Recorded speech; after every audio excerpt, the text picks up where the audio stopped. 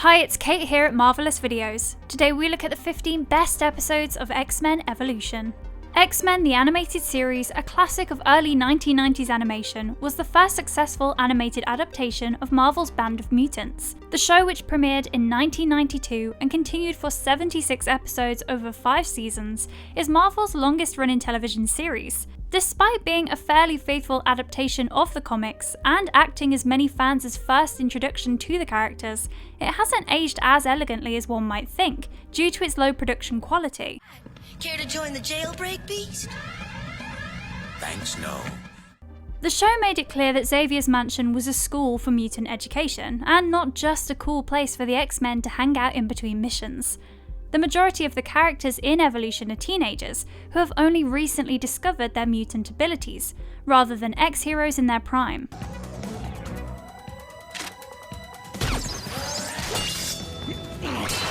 While a few well-known mutants, including Cyclops and Jean Grey, were slightly older than the primary cast, which included Kitty Pryde, Nightcrawler, Rogue, and newcomer Spyke, only Storm, Professor X, and Wolverine stayed true to their comic book ages.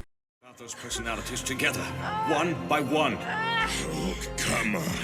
You can do this. They were no longer just comrades and colleagues, but teachers and mentors to the next generation of mutants, despite the fact that they were all X-Men. In this video, we will take a look at the 15 best episodes to come out of this animated series. Before we go into our explanation, we have a very small request. If you like our content, please support us by subscribing to our channel. This is a small click for you, but for us, it means a lot. Thank you, and let's begin. Kurt, got a special gift that brought you here? Maybe. Number 1, Nightcrawler joins, Strategy X, Season 1, Episode 1. The first episode of the series has two plot lines which ultimately converge. On one hand, we have the introduction of Nightcrawler to the X-Men, and on the other hand, we have a young mutant called Toad who falls into the wrong path. The episode revolves around Nightcrawler joining the X-Men and moving into the mansion, exploring the surroundings and making new friends as he showcases his power of teleportation to Jean and Scott. However, ominous things are brewing, and we see a boy with Toad-like mutant powers coming into contact with Scott at school. Toad can jump and he has a long tongue, but he is also a wretched little creature who smells rather terrible according to Scott. However, Scott saves him from being beaten up by bullies and blows up a propane tank with his own eyes by mistake instead. Thanks. Really, you know? Yeah. The mutant powers of Toad pique the interest of Xavier, as Cerebral also picks up the mutant signature, and they decide to recruit him. But it turns out that they aren't the only one with that idea. Toad gets called to the principal's office, and it's then she insists that he has to join the X-Men and infiltrate Xavier's facility. When Toad refuses to do so, she turns into a massive monster and silences him. Having virtually no choice, Toad decides to infiltrate the compound and tries to sneak in one night. But he was quickly spotted by Storm. I mean, what else did he expect trying to break into a compound filled with superhumans? Anyway, he manages to escape, but immediately runs into Nightcrawler, and they get into a fight.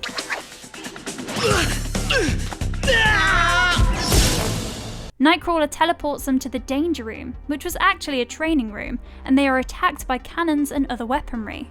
Backup arrives in the form of Jean and Cyclops, who manage to get the two out of that situation. But Toad refuses Dr. Xavier's invitation to join the X-Men. After this incident, Nightcrawler has doubts about the X-Men, which are soothed by Cyclops, and he finally becomes a true member of the X-Men. In the meantime, Toad runs into Wolverine on his way out but leaves unharmed. He then reports back to the principal. It's now we realise that the principal was none other than Mystique, who was working for Magneto, trying to place a spy inside the X-Men facility. The episode ends with ominous foreshadowing of Magneto's evil plans. We are your friends. Number 2, a young woman with strange power.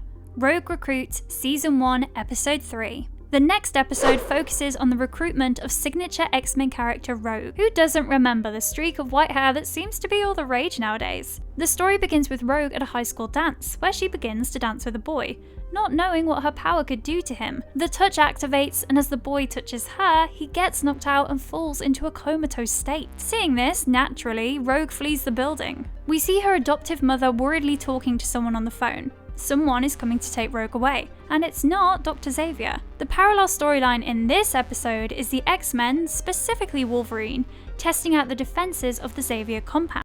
And the forecast isn't good. After their testing is done, they are asked to assemble by Dr. Xavier, because Cerebral detects Rogue with its system and classifies her as a mutant, who is both a danger to herself and to the people around her. On the other hand, we see Rogue frantically running around, not knowing what to do or where to go. Mystique arrives on the scene, and it turns out that she and Rogue's adoptive mother, Irene, had been hiding her for 5 years and wanted to recruit her into Magneto's team when the time was right. She leaves and goes out in search for Rogue, ultimately finding her and attacking her as Wolverine. More turn of the screw. And you will come running into my arms.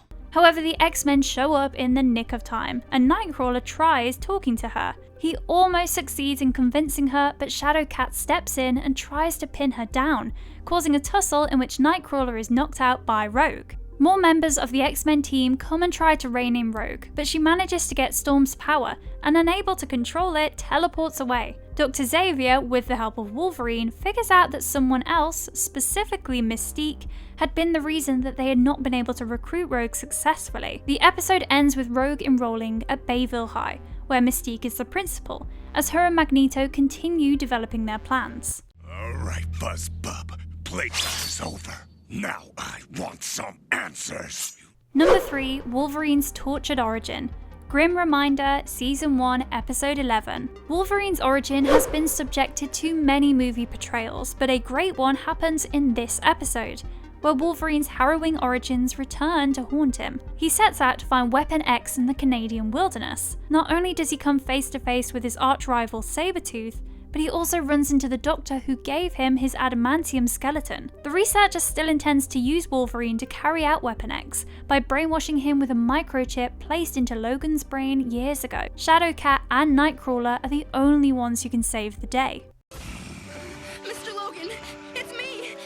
What's the matter? The episode begins with Wolverine having a nightmare about the time he spent in the facility where he was given the adamantium injection. Upon waking up, he chances across a news report of the Mount McKenna National Park in Canada, closing down for a few days due to Bigfoot sightings. This seems to upset him immensely, and he trashes his room to take out his anger. He then sets off to go to Canada to find out what was happening, and if his nightmares had any correlation with what was happening. Wolverine takes the Blackbird jet without realizing that Shadowcat and Nightcrawler were sitting inside, and when they try to approach him, he seems to be in an aggressive and agitated state, locking himself in the cockpit to protect Kitty and Kurt. Kurt is also unable to teleport them back to the ground because they were far too high in the air to do it safely. They land in the mountains, and we realise that Wolverine has had a chip in his body, controlling him all this while, and finally, because Logan let his guard down, the chip brought him here.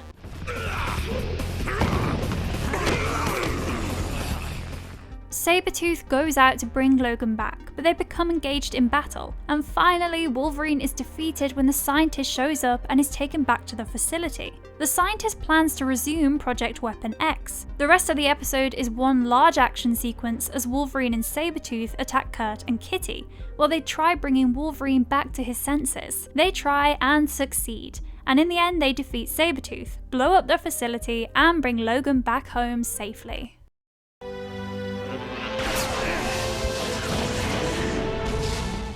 Number 4, Brothers Reunited, The Cauldron Part 1 and 2, Season 1, Episode 12 and 13.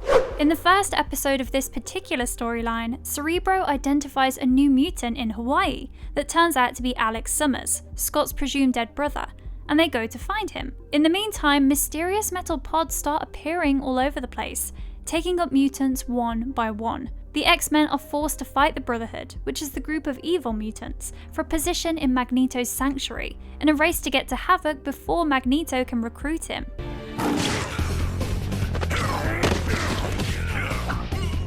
We see Alex discover his powers in an encounter with a shark in the ocean when he was surfing. He successfully manages to blast the shark away with red beams coming out of his palms. However, before the X-Men can make it to him, he's approached by Magneto, who offers him a place to take sanctuary because he was special. This was all a plan to gather the strongest mutants he could find, to ultimately fight the X-Men. The rest of the episode shows Alex's reunion with his brother Scott and altercations between Magneto and Xavier. Finally, Magneto comes face to face with Xavier, informs him that the X-Men are about to face a trial by fire. The winner of the fight between the X-Men and the Brotherhood will be granted asylum on Asteroid M. And you are not welcome here! Magneto refuses to listen to Xavier's attempts to persuade him otherwise. This is the plot that then carries forward into the second episode, The Cauldron Part 2. Magneto arranges a series of battles to determine whether mutants are deserving of joining him on Asteroid M, including an epic fight between Wolverine and Sabretooth. The winners are kidnapped and promised a spot in Magneto's cauldron, where he promises to drastically improve and increase their mutant talents to their full potential, using the powers of the Cerebral Stone. Meanwhile, the losers who were left behind in the mansion, including a pissed off Mystique, regroup and plan to pay Magneto a visit. The rest of the episode is an epic battle and action sequence as the losers face off against the people on the ship, and how the X-Men finally subdue the Brotherhood, destroying Magneto's plans of making immensely powerful mutants to take over the world. Number 5. Evil African Shaman. African Storm Season 2, Episode 8. This episode revolves around one of the strongest members of X-Men, Storm. The story follows her as an evil African shaman arrives at the Institute with the intent of stealing Storm's weather-controlling abilities and using them to take over Africa. Storm also must decide whether or not to send Evan back to his parents.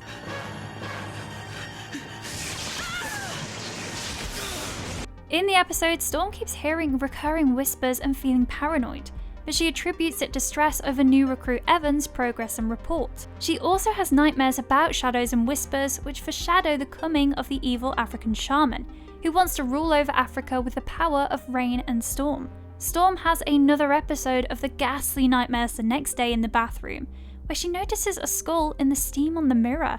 Jean and Xavier are waiting outside for Storm as she exits the bathroom, and they see the smashed mirror. A thick fog and mist of sorts envelops the Institute. Storm was outside on her balcony that night, reminiscing about her days as a goddess in Africa, when she heard rustling and looked down to see her balcony covered in snakes. She raises herself into the air, trying to relax herself. While up there, she notices Spyke speeding away on his skateboard. She races down to catch him, but bumps into one of her old tribesmen, Narombo. He tries to tell her that Hungun is on her tail, but she ignores him in her search for Evan. Storm runs past Evan as he jumps over the Institute barrier, followed by several other tribesmen. She uses lightning to scare them away, but they then hit her with a dart and she passes out. Evan then hurries into the professor's office to inform him that Storm has been taken. Storm is then imprisoned in a small box by the Hunguns, who break her will. To control her, he uses his abilities and a bizarre scepter. The Hungun forces Storm to assault the X-Men after they track her down to a boat. However, Spyke uses his abilities to shatter the crystal atop the Hungun's scepter, restoring Storm's will. She forms a tiny tornado to engulf the Hungun. Storm suddenly passes out and starts to tumble to the ground, but Spyke catches her while the other tribesmen vanish into the mist. The episode ends with Evan remaining at the Xavier Institute. Swag that chamber! I'll handle this. Number 6. A device to create the super soldier. Operation Rebirth, Season 2, Episode 14. This episode is extremely cool because it brings together the Avengers and the X-Men, and all of this happens when Nick Fury himself shows up. It turns out that Magneto has stolen a gadget that was originally used to construct the super soldier Captain America, according to Nick Fury. The gadget was called Rebirth, and it had made Captain America the superhero he turned out to be, and thus held immense power.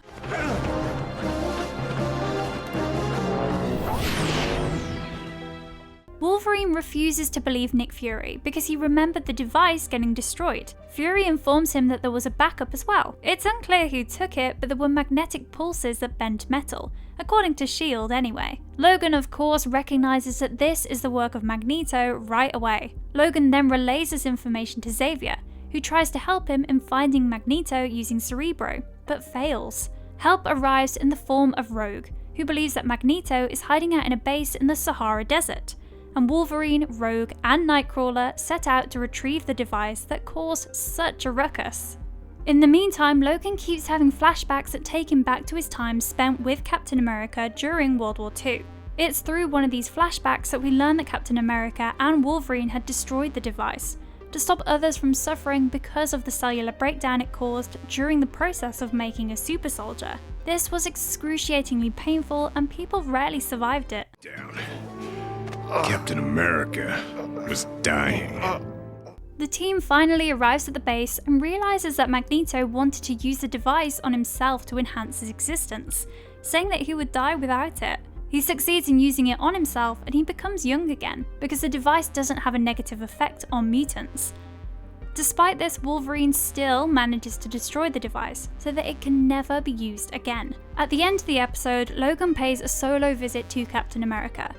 Cap is imprisoned in a cryogenic room, waiting for them to discover a way to reverse the effects of Rebirth. Fury enters and tells him it's time to leave, and that he should remember that he was never there.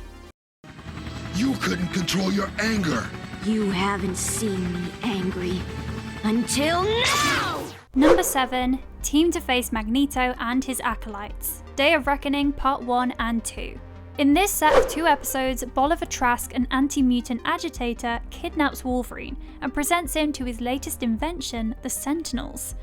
Meanwhile, the X-Men train hard inside the Danger Room so that they're able to face Magneto, who has disappeared without a trace, but of course is bound to return. Seeing that the X-Men and the New Mutants aren't as strong as he would like them to be, Xavier forces them and members of the Brotherhood to join forces, led by Mystique, to confront Magneto, who has summoned his acolytes to cause mayhem in order to start an all-out war between mankind and mutants.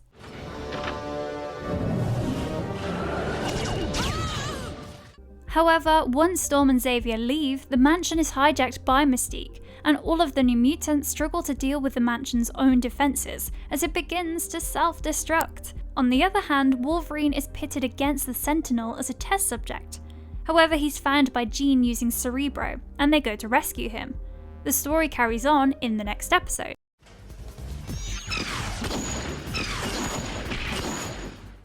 This is when we realise that Mystique showing up was definitely a red flag, and it turns out that it was all an ambush as Magneto appears and begins ripping the Institute apart. It's action sequence after action sequence, and the building even blows up with all of the New Mutants inside. The X-Men and Brotherhood teams arrive to stop Magneto and find themselves facing his acolytes, who he intends to use to announce the existence of mutants to the world. But a startling twist reveals that nothing was as it seemed.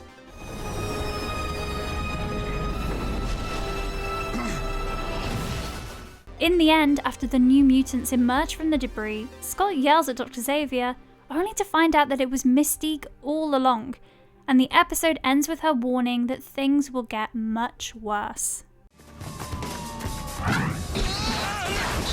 Ooh, beautiful and bad. Number 8. The Aftermath. Day of Recovery, Season 3, Episode 1. In this episode, the remaining X-Men and Brotherhood members deal with the fallout from the mutants' exposure, and travel to Area 51 to rescue their hostages. The squad separate as Cyclops traps the cunning Mystique in Area 51, to coerce her into revealing Professor X's location. The X-Men are now alone in a world that has turned its back on them. The X-Men are being identified, and several of them are being identified by name and broadcasted on TV news channels. We also see the widespread frenzy and dread surrounding the existence of mutants. All mutants are being tracked down, and the White House has issued a public statement, urging people not to jump to any conclusions. In such a circumstance, Ray leads the New Mutants into the sewers, where he claims to know of a safe haven for them. We're mutants, like you. Up there, we're being hunted. We just need a place. However, the rest of the mutants, both X-Men and the Brotherhood, embark upon missions to go and save their comrades, who were taken away by the military as a result of the exposure of the mutants to the rest of the world by Magneto. They reach Area 51 and Wolverine is being interrogated by the military inside, while the others are held in clear plastic cells nearby. The Blob is the last of the green stasis goo to be cut free. The others disperse at once inside the base. Bobby and Kitty make their way to the alarms to turn them off. When Mystique is interrupted, she fails to switch off the motion detectors. Iceman carves a route through the wires, but Bobby twirls the cutter around his fingers and drops it by accident. Regardless, the security system activates. Troops appear out of nowhere. Mystique tells Jean, Cyclops, and Avalanche to stay still, while she searches for the inmates with Nightcrawler. When the alarms go off, the officer who is questioning Logan exits to investigate what's going on, and Spyke is able to poke a Spyke into Logan's restraint and free him during the pandemonium.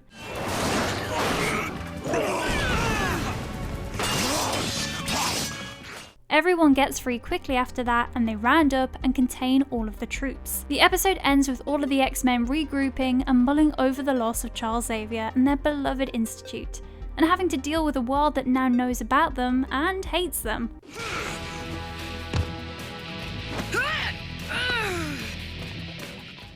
Number 9, New Leader, The Stuff of Heroes, Season 3, Episode 2. This episode is set in a time where troops are crawling all over the Institute's ruins. News reporters are present, and there is anti-mutant propaganda on the news.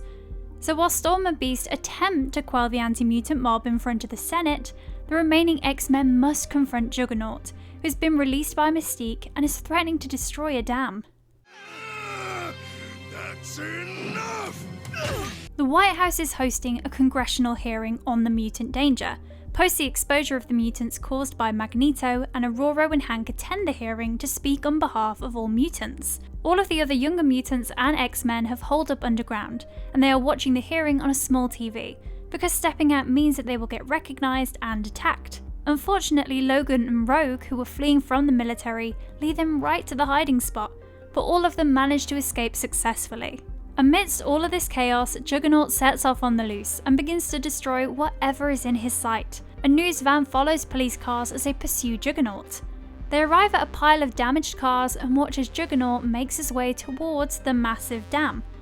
The news coverage of the Juggernaut's rampage is brought up again at the hearing. The mutants are all monsters according to the speaker, as Juggernaut destroys a tank. Not monsters, Mr. McCoy. Tell that to the 63,000 innocent people. The news of Juggernaut's rampage reaches the X-Men, and they decide to put a stop to it. The X-Men arrive at the dam and square off against Juggernaut. The person who is the most effective in the fight against Juggernaut happens to be Rogue, as she drains him of much of his power, allowing the rest of the X-Men to capture him and subdue him. This entire incident gets covered by the news vans. Back at the hearings, the speaker is taken aback and exclaims, "What did they do?" after witnessing the entire X-Men vs Juggernaut fight. Aurora assures them that they follow their training and use their abilities for good. Because Rogue drained Juggernaut of much of his powers, she discovered the location of Dr. Xavier in the process, and the episode ends with the President delivering a speech in which he declares that the X-Men have been exonerated of all charges, and that Bolivar Trask, the true culprit behind the Sentinel debacle, has been imprisoned. He claims that everyone should be more accepting of mutants and that they should no longer be prosecuted.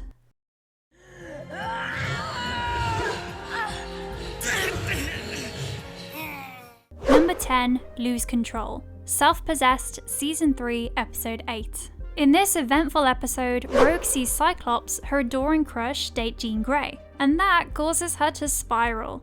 She isn't herself and keeps getting flashes of when she touched her other mutant friends and emulated their powers. Once she reaches school, she's consoled by her British friend, Ritzy, who tells her that because of the mutant crisis, her parents had called her back to London. Ritzy doesn't quite understand Rogue's powers or problems, and instead suggests that they go to a concert. At the concert, Rogue runs into everyone she was trying to avoid, including Jean and Cyclops. As the situation gets worse, Rogue's feelings get further and further out of control.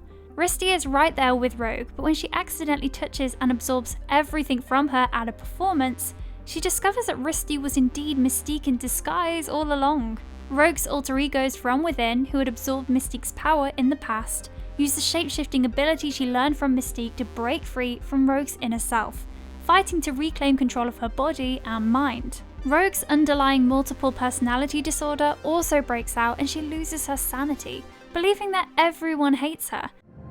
I have no friends. She transforms into Sabretooth and in her delusion wreaks havoc in the concert. The X-Men must intervene to save a friend and colleague who possesses all of their mutant talents and is on the danger of burning out. After a lot of fighting with all the younger X-Men, Dr. Xavier and Logan finally show up and are able to calm her down, but not before she morphs into all of the other X-Men and finally passes out in Logan's arms.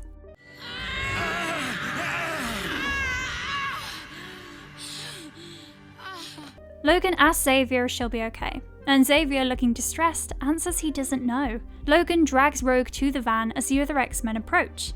Mystique stands sadly on a rooftop high above. In the hospital, Rogue is knocked out and Logan sits at her bedside, while Xavier stands outside the glass doors watching. Scott approaches and inquires about Logan's presence.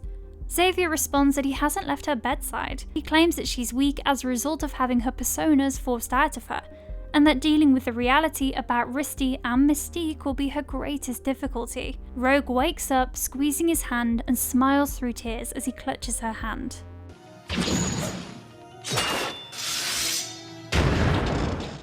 Number 11, Wolverine's Clone, X-23, Season 3, Episode 10.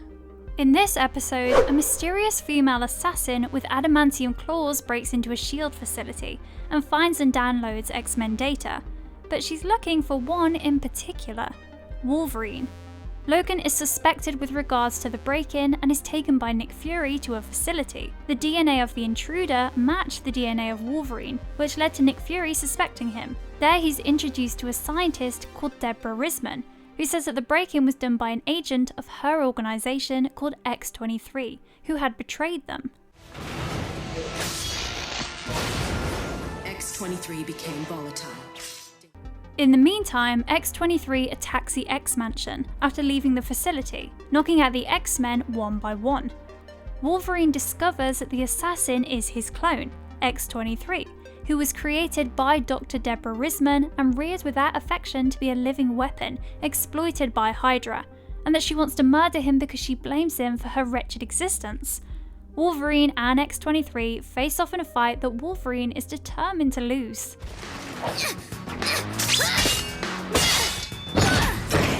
They fight, and during that altercation, she overhears him explain that he was unaware of the project, and that he too had been used. He understands her feelings because he's the closest thing that she has to her family. She breaks down and starts crying. Logan pauses before attempting to console her, and they hear helicopters at that point. Logan tells X-23 to seek safety, and that he'll take care of the rest. When the chopper lands, Fury exits and informs Logan that she will have to accompany him. Logan tells him that she's had enough and refuses to be taken by Fury. As Logan assists in her escaping, Fury has to back off and depart. Speed and strength were without equal. No one could touch him. He was unnatural. Number 12, the X-Men and the Acolytes team up. Dark Horizon Parts 1 and 2. Season 3, Episode 11 and 12. The two episodes that we'll talk about now make up the story of Mesmero trying to bring the first mutant, Apocalypse, back to life. In the first episode, Rogue is possessed by Mesmero and is used as a weapon to absorb the mutant talents of every member of the X-Men, Brotherhood, and Acolytes. We watch as she cunningly and stealthily gathers all of their powers and mutant abilities one by one. I hate this part. She causes chaos in the House of the Brotherhood as she drains all of their powers. In this manner, she keeps getting into altercations with mutants and zapping up their powers before they can realise what exactly is going on. Mesmero wants Rogue to surrender all of her stolen powers to Apocalypse in order to awaken him, so the three groups unwillingly collaborate. Logan, track Rogue. Got it. You two, go with him. No, I don't need their help. It's on Jean and Scott's graduation day that things go horribly wrong. Magneto and the Acolytes, along with the Brotherhood, enter the grounds. Xavier and the X-Men also make their way to the scene as Rogue is captured by Magneto, as repercussions for stealing his mutant powers. Xavier, however, realizes that she's being mind-controlled and explains the situation to Magneto. They captured it all. In the chaos, Rogue breaks free, and all of the mutants, irrespective of their loyalties, help in the search for her, especially Wolverine, Sabretooth, and Gambit. And another team makes its way to the Great Sphinx when they realize that Mesmero's ulterior motive was to resurrect Apocalypse. Since nothing could withstand his wrath, on Sabanur took the name Apocalypse. In the next episode, the X-Men, Brotherhood, and Acolytes are still fighting Mesmero. The heroes and villains hunt down Apocalypse to Egypt, only to find him face to face and fail to stop him from resurrecting. They discover his origin story that he was a mutant infant with grey skin who was abandoned in the desert and rescued by a tribe of robbers. Its commander recognized the child's abilities and adopted him, naming him On Sabanur, or the First One. He grew into an unstoppable fighter. The pharaoh of Egypt, Ramatut, perceived the warrior as a threat to the throne and ordered him to be killed. The tribe was wiped out by the pharaoh's army, but On Sabanur survived, vowed vengeance, and adopted the name Apocalypse. At the end of the episode, the awakening of the world's first mutant put humanity in grave danger. We failed. Our greatest battle is just beginning. Number 13, In the Wake of Apocalypse, Impact Season 4, Episode 1. In the aftermath of Apocalypse waking up, a jungle-covered Mayan pyramid takes on a technical appearance.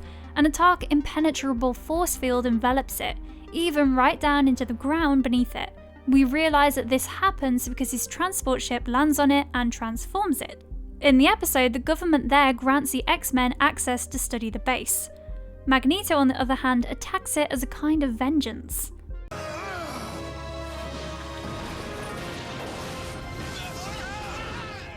Magneto and the Acolytes continue their search for knowledge about Apocalypse beneath the Sphinx in Egypt, to no avail. On the other hand, Xavier searches with Cerebral at the Institute.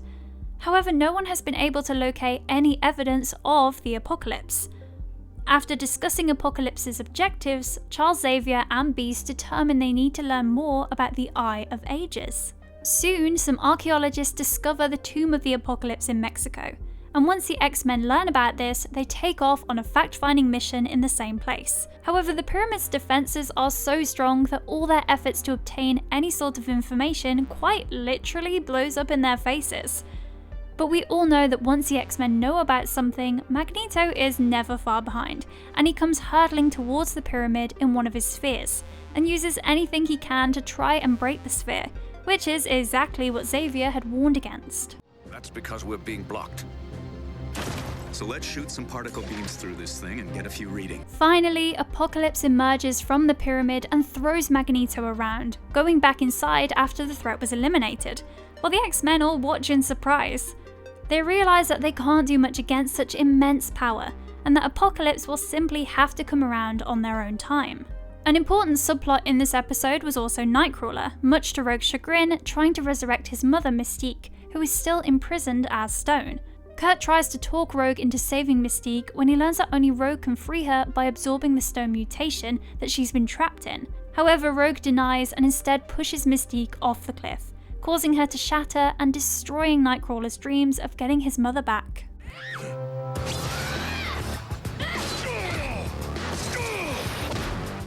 Number 14, Logan and X-23 team up. Target X, Season 4, Episode 3. This fun episode is a blast for our beloved Wolverine. In the beginning of this episode, he is kidnapped and awakens in a holding cell. He manages to release himself and rips a hole in the wall. He's actually on a freight plane, as it turns out. Guards barge into the room and eject him off the plane. Logan plummets thousands of miles back to Earth in one of the funniest moments to be featured in the series. Omega Red and Gauntlet are dropped off in the jungle by the plane. He discovers his female clone, X-23, who saves him from his captors, and she then tells him that she's on a particular quest to eliminate the person who created her, Madam Hydra. The two start working together to defeat Hydra and destroy the Hydra headquarters. No, kid, don't! However, they're not quite successful because they're caught and taken to the Madam Hydra's base, where she reveals to Logan that X-23 will be turned into the perfect weapon after her memory is wiped. X-23 will be the perfect weapon she was designed to be, one without emotion or... However, Gauntlet messes up and forgets to neutralize X-23, and she and Logan manage to escape and turn the tables on Madam Hydra. X-23 manages to blow up the entire ship, destroying Madam Hydra and Gauntlet in the process. S.H.I.E.L.D. arrests the remaining members of Hydra, and Wolverine returns while X-23 goes away, free to live her life. Meanwhile, back at the Institute, Cyclops and Jean Grey strive to educate the new mutants on how to use their mutant skills in much more advanced ways. The entire process is extremely chaotic. Imagine that you've discovered you have superpowers. Would you rein them in, or would you want to use them all the time? Yep, that's exactly what Scott and Jean struggle with before they finally get all the new mutants to calm down and give one hell of a demonstration. Jean levitates everyone to the ceiling with her telekinesis. Scott fires an optic blast at the ceiling that just misses Bobby. It reflects from the walls and ceiling, narrowly missing the new mutants by an inch, before crashing down and slicing an apple in half on Bobby's desk. This stuns them and they all settle down to learn.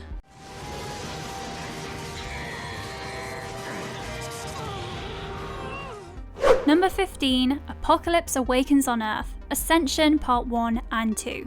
The last storyline that we'll tell you about today makes for one hell of an episode. The story spans over 2 equally action-packed episodes that revolve around what happens when Apocalypse's true nature awakens. He wants all humans with the dormant X gene to be transformed into mutants. In the first episode, Magneto, Professor X, Storm, and Mystique are transformed into his 4 horsemen, and a network of energy pyramids are also built around the planet to stage his scheme.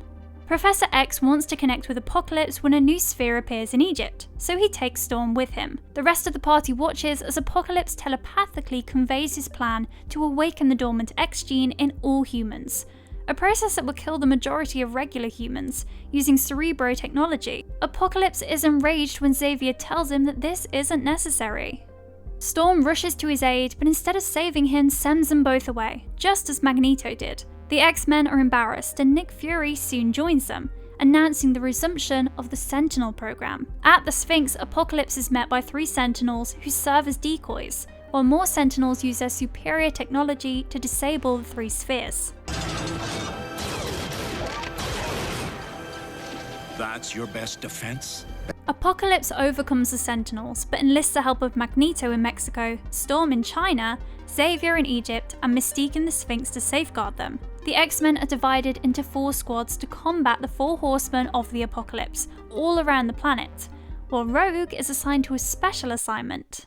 Tonight, we're the world's last, best hope to stop this madman.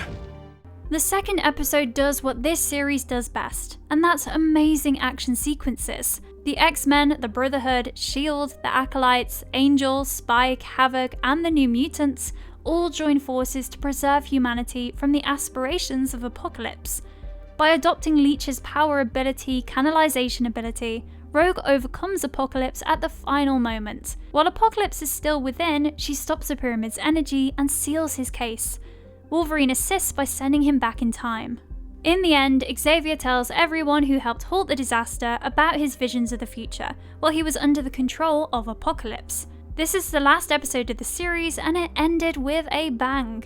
If you're a fan of the X-Men, this animated series is a must-watch for you. If you liked our content, don't forget to leave a like and subscribe to us if you haven't already. Have a good one and be safe. Thanks! A world that fears us. Somehow we must teach them that we are the good guys before it's too late.